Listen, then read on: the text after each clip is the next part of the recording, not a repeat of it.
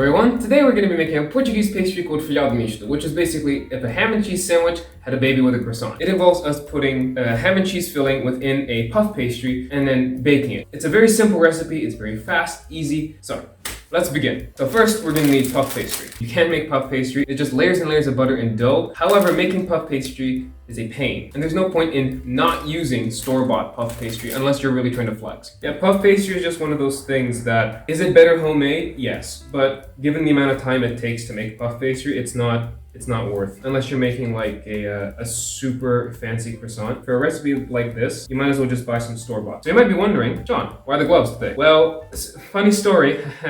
When I was boxing the other day, I tore the skin around my knuckles, and so not get blood and everything, gloves. Okay, so the principle of this is very simple. First, we're going to put down a layer of ham, as thick or as thin as we want it to be, followed by a layer of cheese. If you're lactose intolerant like me, you'll know exactly what I mean by cheese is worth it. And then we're going to fold it once over. And now, we get to add another layer of ham and another layer of cheese. Now, you might be a little bit worried about like cross-contamination between like the two packs. That is a thing. I would recommend taking out the amount that you need and not going back and forth between the two packages.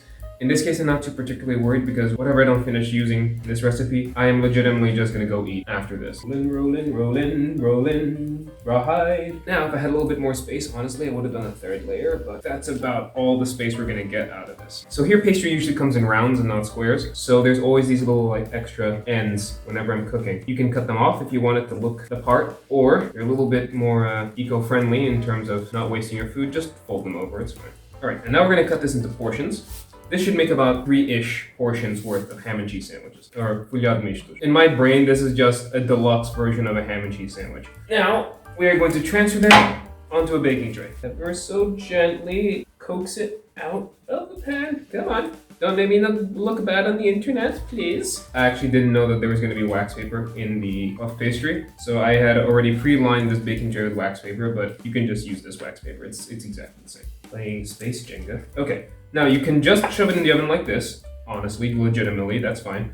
But in order to get a nice golden crisp, we're going to give them a little egg wash bath. Once again, all the leftovers that aren't going to be used here, I'm going to cook after this and just make a really, really nice omelet. And now this is going to go in the oven at 180 degrees Celsius or about 350, 360 degrees Fahrenheit for 20 minutes or until the outside turns nice golden brown. Be right back. All right, and so as you can see, the puff pastries are done. They're a beautiful golden brown. These two have decided to merge together, but that's because the cheese melted like crazy. I'll be honest with you, these look phenomenal compared to like normal puff pastries that you'll see. But that's this thing with everything that's homemade. You can make them as rich or as healthy or as simple as you want. Altogether, this came down to like $1 a piece. It's not that bad. Look at that. That looks phenomenal.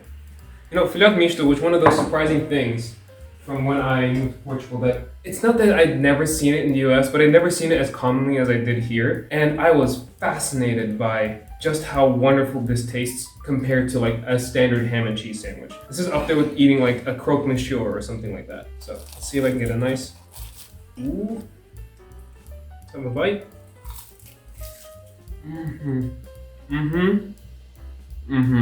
That is one of the best Folhado Mistos I've had in a very long time. If there's one thing I would do differently, I might play with the idea of actually putting butter inside it or using another cheese that's a little bit more buttery. All right, and that's it for this week's episode. Have a happy weekend, everyone. See you around.